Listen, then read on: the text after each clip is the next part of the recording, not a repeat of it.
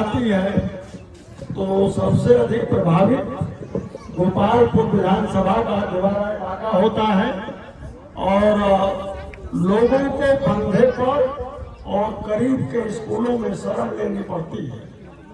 और जब यहाँ के लोग मेहनती बहुत है, परिश्रमी बहुत है और जमीन भी उपजाऊ है। मातृशक्ति बैठी है, नौजवान साथी सामने हैं और जब नौजवान अंगड़ाई लेता है, किसान अंगड़ाई लेता है, छात्र अंगड़ाई लेता है तो बहुत बड़े बड़े जो वृक्ष होते हैं वो भी गिर जाया करते हैं। पहाड़ उनके सामने नहीं टिकता।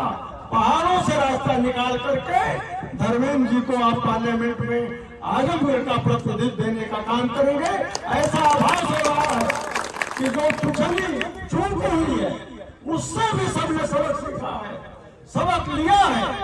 आप इनको पार्लियामेंट में पाएंगे और इनको आप सैफई में भी पा जाएंगे, आजमगढ़ में भी पाएंगे, लखनऊ में भी पाएंगे। लेकिन अगर बीजेपी के प्रत्याशी को ढूंढेंगे तो कामदेव के अलावा दूसरी जगह नजर नहीं आएंगे। आप मन बना चुके हैं, निर्णय ले चुके हैं, केवल वह तारीख 25 आने की देर है और उस तारीख पर आप अपने बच्चों के मुस्तकबिल का फैसला करेंगे, आप उनके भाग्य की रचना करेंगे। आपने सोच लेना, जो लोग ये कहते हैं कि धर्मेंद्र जी पिछली बार चुनाव हार गए, धर्मेंद्र जी चुनाव नहीं हारे थे, यहाँ के लोग चुनाव हारे थे, यहाँ के लोगों ने समझा नहीं, यहाँ के लोगों ने ये मन में बैठा दिया कि ये चले जाएंगे, नहीं वापस आएंगे। फिर दोबारा आने का हिम्मत अगर किसी ने दिखाया तो धर्मेंद्र ने दिखाया। आपसे हाथ जोड़कर प्रार्थना है कि आप धर्मेंद्र को जिताइए, धर्मेंद्र को आगे बढ़ाइए।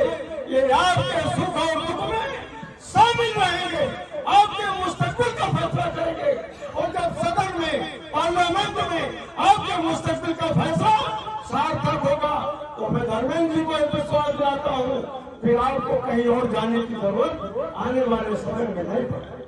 आने वाला समय आपका है, नौजवान आपके साथ है, अखिलेश जी जैसा नेतृत्व आपके साथ है।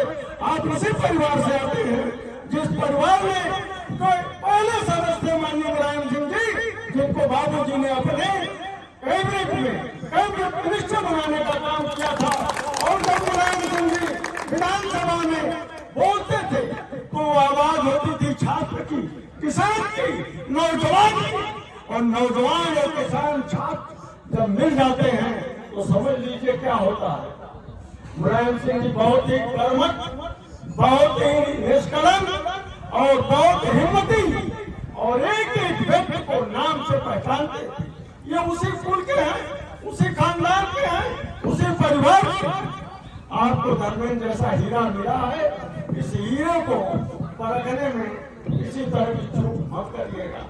मेरा तो आपसे वादा है कि जब कभी भी आप मुझे भी याद करेंगे, जब धर्मेंद्र जी नहीं मिल पाते हैं तो मैं इनको पकड़ कर लाने का भी काम करूंगा और आपको एक विश्वास दिलाता हूं कि आप इनको जिताकर सदन में भेजेंगे। इंडिया की सरकार बनेगी, इंडिया गठबंधन की सरकार बनेगी, उसमें धर्मेंद्र जी का भी वादा अलग होगा। और जब वादा अलग होगा तो कोई भी काम आपको कहने की जरूरत नहीं पड़ेगी। नफीस भाई ने बहुत ही क्रांतिकारी विचार आपके सामने रखा, क्योंकि यहाँ का प्रतिनिधित्व कर रहे हैं, हर एक चीज से वाकिफ है, हर चीज से जर्रे जर्रे से वाकिफ है, हर गांव में लोगों को जानते हैं, पहचानते हैं। लेकिन पुरानी पीढ़ी के जो लोग होंगे वो रामनेश यादव और मुलायम सिंह यादव को ऐसे पूछते थे जैसे कि कोई देवी और देवता। इसलिए उनके मान और सम्मान की रक्षा करना भी हमारा आपका दायित्व है। हमें उनकी सोच को आगे बढ़ाने का हमें फर्ज बनता है कि हम आप चले, एक होकर के रहें और एकता में शक्ति है, उस शक्ति का एहसास धर्मेंद्र को वोट दे करके आप कराने का काम करेंगे। मुलायम सिंह यादव अमर रहे।